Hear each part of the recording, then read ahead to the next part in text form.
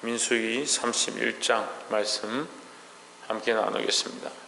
하나님은 찬양과 영광을 받으시기에 합당하시고 날마다 할렐루야 하고 하나님의 이름을 우리가 합당히 불러야 될 줄 믿습니다. 그래서 할렐루야가 하나님의 이름에 영광을 돌리는 것처럼 우리가 범사에 우리의 삶을 하나님께 영광되어지는 삶으로 살아야 된다는 겁니다. 우리가 말씀을 잘 알지 못하고 뜻을 잘 깨닫지 못하기 때문에 그것을 오해해서 이것이 하나님의 영광이 아니거나 또는 인간의 생각들로 해석할 때가 있습니다. 우리가 분명히 알아야 될 것은 이유 없는 것이 없고 앞뒤가 맞지 않는 성경이 없습니다. 앞뒤가 분명히 맞고 그 이유가 있고 하나님의 뜻이 분명히 새겨져 있으니까 우리가 이것을 밝히 보아야 하고 알지 못하면 하나님 앞에 구하는 삶을 살아야 한다는 거죠. 31장 1절에 보시면 여호와께서 모세에게 일러 이르시되 2절에 이스라엘 자손의 원수를 미디안에게 갚으라. 그 후에 내가 내 조상에게로 돌아가리라 했습니다. 모세에게 이미 하나님께서 모세를 통해서 여호수아를 그 다음 지도자로 세우고 그들을 인도하고 있고 이제 가나안에 곧 들어갈 일만 남았는데 어떻게 보면 모세에게 마지막 명령입니다. 마지막 명령인데 뭘 시키냐? 원수를 갚는 것. 어디에 갚느냐? 미디안에 갚는 원수. 미디안에 원수를 줬다? 미디안은 무슨 원수의 관계냐? 이제 이런 생각을 우리가 해볼 수 있습니다. 근데 우리가 돌아가서 보면 이 미디안 여인들을 데리고 와서 장막에서 동침하려고 하다가 엘르아살 엘르아살의 아들 비나스가 나와서 칼로 찔러서 창으로 찔러서 그들을 꿰뚫어서 죽이게 하는 그런 장면도 우리가 기억이 납니다. 근데 그 죽임의 장면에서 바알에게 부속되었다 이런 말을 하죠. 이 하나님의 백성이 세상의 우상 앞에 절을 하고 마귀에게 속해버리는 그 우상에게 굴복해서 그들에게 속해버리는 그러한 모습을 가르쳐줍니다. 근데 그때에 그것을 미혹하는 자가 누구냐? 이게 발람이죠. 발람이 하나님의 뜻을 알고 3번이나 이스라엘 백성을 축복했지만 그가 마지막에 재물에 눈이 멀어서 배반했다는 사실을 우리가 그 성경에서 나오지 않았지만 우리가 뒤에 나온다라고 했는데 그 말씀이 오늘 이 본문에 나오는 겁니다.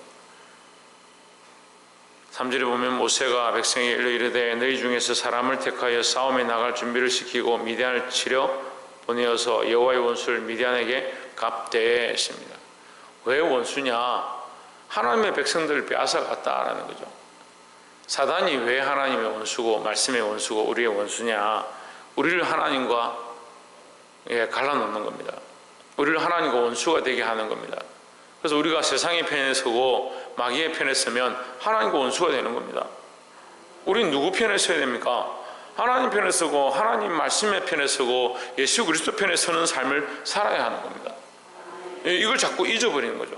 우리가 하나님의 편이고 하나님의 백성인 걸 잊어버리고 자꾸 세상의 편이고 세상의 원리를 쫓아가도 그게 정상이고 세상의 논리대로 살아가는 것이 맞다라고 생각하는 겁니다. 믿음의 선택보다 자존심의 선택을 택하고 하나님의 영광을 구하기보다 내 명예를 중요하게 생각하고 말은 하나님의 영광을 구하고 하나님의 백성으로 삽니다 이렇게 하지만 실제로는 세상에서 영광과 존귀를 얻는 거, 사람들에게 내 자존심을 구기지 않는 거, 사람들이 인정해 주는 거, 그걸 쫓아가고 있는 거. 자꾸 그렇게 미혹되어서 하나님 우리에게 축복으로 주신 그 담들을, 하나님의 축복으로 주신 이 영광들을, 자녀들을, 태의 열매는 하나님의 축복이 됐습니다. 태의 열매는 하나님의 상급이 됐습니다. 상급의 열매인데 우리에게 주신 자식들은 하나님이 이미 우리에게 주신 상급이다. 그러면 이거 나도 하나님의 은혜로 살고 내가 하나님의 은혜로 살았더니 하나님께서 내게 상급으로 주셨으면 태의 열매로 주신 자녀는 뭐냐? 하나님 주신 상급이니까 누구의 것입니까? 특별히 하나님의 더 하나님의 것이죠. 그러면 하나님의 영광을 위해서 당연히 살려야 되고 하나님의 영광을 위해서 더욱 키워야 되고 하나님의 영광을 위해서 그 길을 인도해야 하는데 잊어버리는 겁니다. 그 하나님의 백성을, 하나님의 자녀를 하나님이 내게 허락하신 이 보물 같은 선물을 뭐로 만드냐? 원수를 만들어버린대.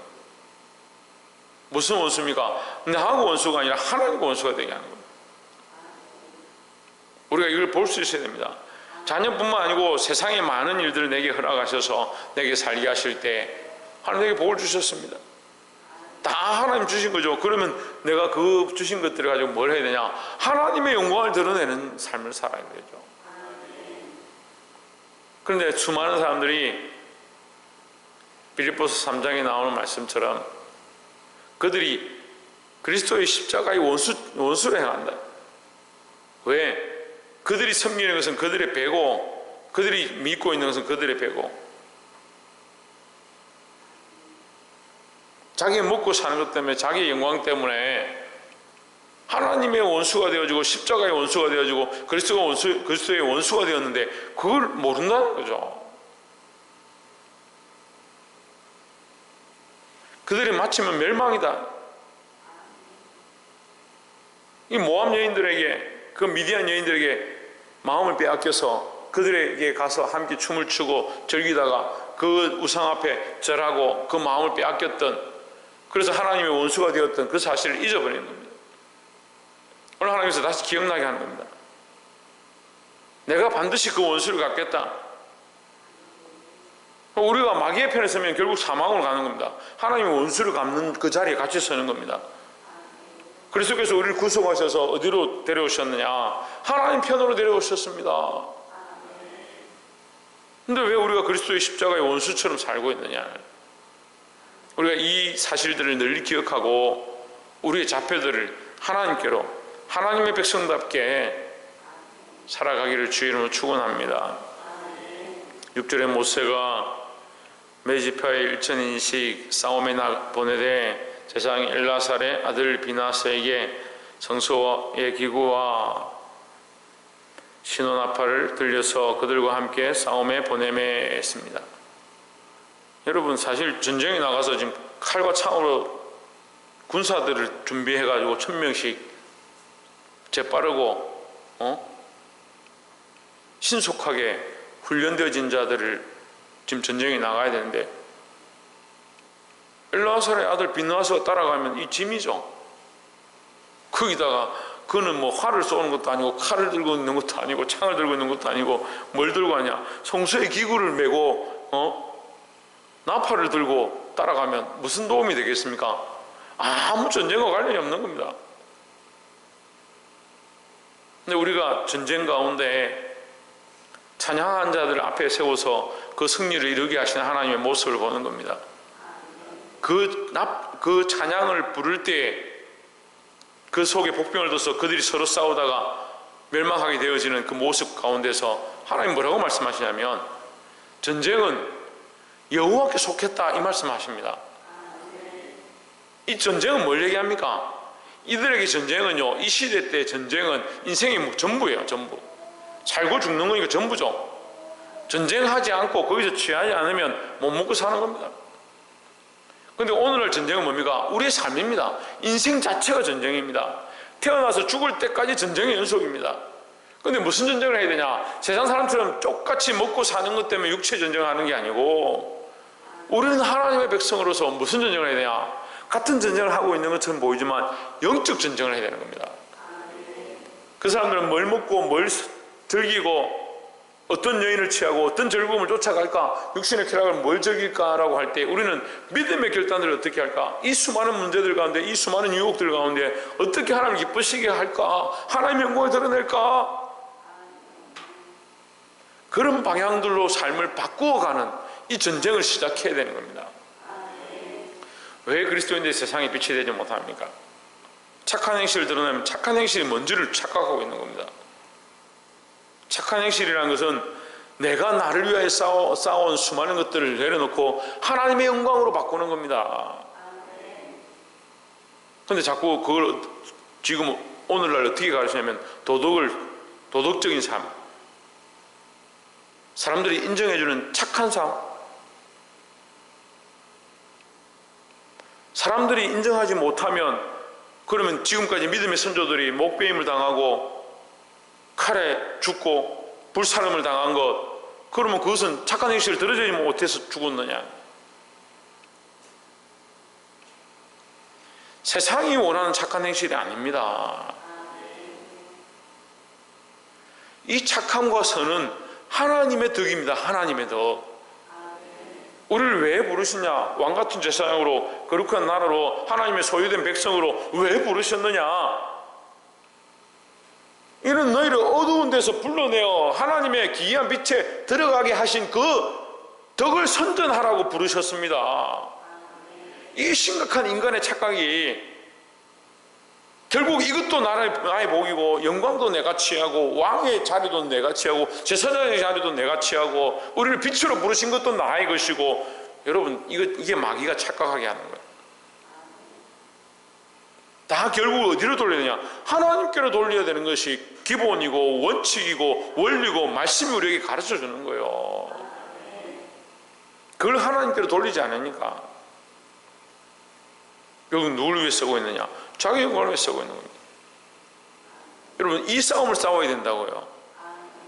전쟁이 하나님께 속했으니까 나를 위해 싸우지 말고 나의 즐거움을 위한 목적들로 쓰지 말고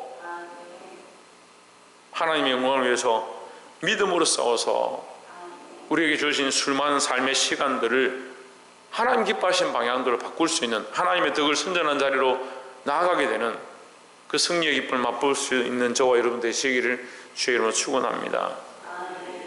6절에 그 죽인 자 외에 미디안의 다섯 왕을 죽였으니 미디안의 왕들은 예후와 레겔과 수르와 후르와 레바이며 또 보올의 아들 발람을 칼로 죽였더라 했습니다. 왕들을 얘기하는데 여기 보올의 아들 발람을 얘기할 필요 없죠. 근데 여기 죽였다라고 기록하고 있는 겁니다. 그러면 이 전쟁에 사실 백성들에 대한 이 원수를 갚는데 거기 원수의 대상이 한 명 있는 겁니다. 누구냐? 발람이 되는 겁니다. 발람이. 여러분 이거 얼마나 무섭습니까? 발람의 그 입술로서 하나님께서 뭘 얘기하냐면요, 지금 여러분 생각해 보세요. 발람이 뭘 선포했습니까? 메시아의 나심을 선포했습니다. 이스라엘에게서 그들에게서 뭐가 나느냐? 한 홀이 날 것이고 한 왕이 설 것이고 그거 선포했습니다. 그것을 선포한 그 선지자가 지금 죽었다라고 성경이 기록하고 있습니다. 그냥 죽은 게 아니고요, 하나님께서 나의 원수를 갚아라 하는 그 원수를 갚는 죽음의 한 사람으로 서 있는 겁니다. 얼마나 두려운 일입니까? 선지자로 서서 예수 그리스도의 나심을 선포하던 그가 또 뭐라고 합니까? 하나님은 인생이 아니시니 시건치 아니하시고 하나님 한 번 말씀하신 것은 그대로 행하실 것이다. 그걸 지금 예언했습니다. 하나님께서 지금 두 번이나 이스라엘 축복하도록 내게 하셨는데 또 너희가 어찌하여 내게 이렇게 말하느냐? 하나님은 인생이 아니시니 시건치 아니한다. 이 거룩한 말씀을 선포했던 이 보올의 아들 발람이 죽임을 당했습니다. 오늘 이 전쟁이 무슨 전쟁입니까? 하나님의 원수를 갚는 전쟁입니다. 그러니까 우리가 하나님의 말씀을 들고 있으면 정말 더더욱 조심해야 되는 겁니다. 얼마든지 하나님 앞에 거룩으로 쓰이다가 하나님의 영광을 위해서 하나님의 말씀을 선포하는 선지자처럼 주의 종처럼 쓰이다가 언제든지 버려질 수 있는 겁니다. 하나님이 버리신 게 아니에요. 자기 스스로 그 길을 선택했고 이 미디안 여인들을 보내서 이스라엘을 유혹했던 그 일 때문에 결국 그가 죽임을 당한 겁니다. 여러분 우리가 말씀을 많이 알고 기도를 많이 하고 있다고 그것 때문에 우리가 천국 가는 게 아닙니다. 설교를 많이 했기 때문에 천만의 말씀입니다.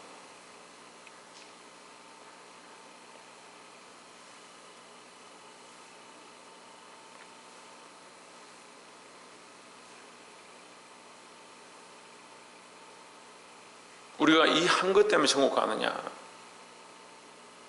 우리가 이 하고 있는 것이 얼마나 은혜고 우리가 이 자리에 서서 이 말씀을 선포할 수 있고 우리가 이 말씀을 들을 수 있다는 게 얼마나 은혜인가. 이게 하나님의 주신 것임을 늘 기억해야 합니다. 16절에 보라 이들이 발람의 꾀를 쫓아 이스라엘 자손으로 부활의 사건에 여호와 앞에 범죄케 하여 여호와의 회중에 열병이 일어나게 하였느니라 했습니다. 자, 여기 지금 분명하게 말씀하시죠. 좀 더 분명하게 말씀하십니다. 발람의 사건을 잘 이해를 못하는 분들은 그냥 발람이 그랬구나 하지만 사실은 성경은 놓치지 않고 우리에게 정확하게 말하고 있는 겁니다. 그 이스라엘 백성을 유혹했다. 그래서 하나님 앞에 뭐가 되겠냐? 원수가 되겠다. 다시 말하면 내 자식들을 나와 인연을 끊어서 원수의 자식이 되게 만들었다 이 얘기요. 그러니까 그는 원수다 이 말이에요. 15절에 모세가 그들에게 이르되 너희가 여자들을 다 살려두었느냐 이 얘기를 하는 겁니다. 이 이스라엘 백성의 이 하나님 앞에 폐역한 이 행위를 여전히 가지고 있는 거죠. 하나님께서 보내신 목적을 잊어버렸죠. 그러니까 지금 오늘 말씀이 계속 그 얘기를 하는데요. 출발할 때 보내실 때에 하나님께서 부르실 때의 사명은 너희가 가서 그들을 치고 내가 너희와 함께 할 것이고 그 엄란하고 폐역했던 그 너희를 미혹했던 그 원수를 갖고 돌아와라 했는데 그들이 돌아오면서 승리를 주셨는데 뭘 하느냐? 그 여자들을 다 데리고 온 겁니다.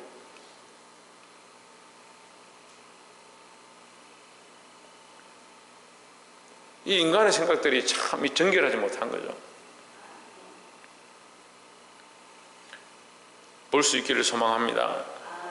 물론 이제 시간이 있으면 제가 다른 부분들도 어떤 여자는 살리고 어떤 아이들은 뭐 죽이고 이렇게 하는 것들과 또 불로 지나고 물로 지나서 정결케 하는 부분에 대해서 말씀을 나누고 싶은데 다음에 기회가 있으면 제가 말씀을 계속 나누고 마지막 말씀을 하면 49절에 그에게 고하되 당신의 종들의 영술한 군인을 계수한 적 우리 중 한 사람도 충노하지 아니하였고 했습니다. 한 사람도 죽지 않았다. 전쟁에 뭐 10명, 9명, 10명 나간 전쟁이 아니라 12,000명이 나가서 전쟁을 했는데 한 명도 안 죽었다. 그러니까 이게 사람의 방법이 아닌 겁니다. 우리가 이론으로 예수를 믿는 게 아니에요. 원리로 예수를 믿는 게 아니에요. 그래서 이게 한국 교회가 교리 위에 교회를 자꾸 세우려고 하는데 교리도 인간이 만든 겁니다. 제가 어렸을 때 배웠던 교리와 지금 오늘날 우리가 가르치는 교리가 다릅니다. 왜 다르냐? 사람이 만드니까요. 교리 위에 세우는 게 아니고 교리는 도움을 주는 거죠.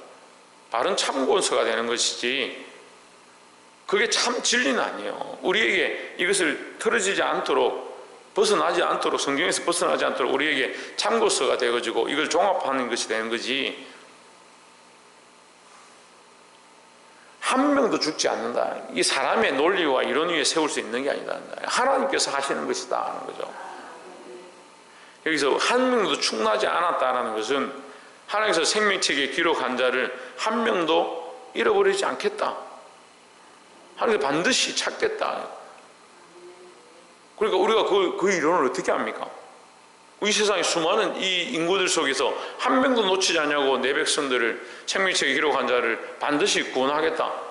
우리가 다 어떻게 합니까? 하지만 하나님은 하신다라는 거죠. 이 백성이 전쟁에 나가기 전에는 그런 것들을 몰랐습니다. 근데 전쟁에 나서 돌아오면서 자기들은 그냥 기쁨에 취해서 자기들이 행하고 싶은 대로 자기들이 취하고 싶은 대로 다 가져왔지만 하나님께서 결국 나중에 그 정신을 차리게 하고 그들이 돌아보고 백성을 계수하니까 한 명도 충나지 않았다. 어떻게 이런 전쟁이 있을 수 있냐? 이것은 하나님께서 하신 일이다. 그래 인정할 수밖에 없게 하는 겁니다. 사랑하는 성도 여러분, 우리에게 주신 하나님의 은혜를 늘 기억하고 우리의 원리대로 하면 안 될 것 같지만 하나님께서 하시면 반드시 이루어지는 것이고 반드시 하나님께서 한 명도 놓치지 않냐고 이들을 살리셨던 것처럼 우리 안에도 반드시 하나님 허락하신 역사들이 있습니다. 우리는 그러니까 누구를 바라봐야 되냐? 하나님을 바라보고 하나님의 영광을 바라보고 믿음으로 살아야 될 줄 믿습니다. 기도하겠습니다.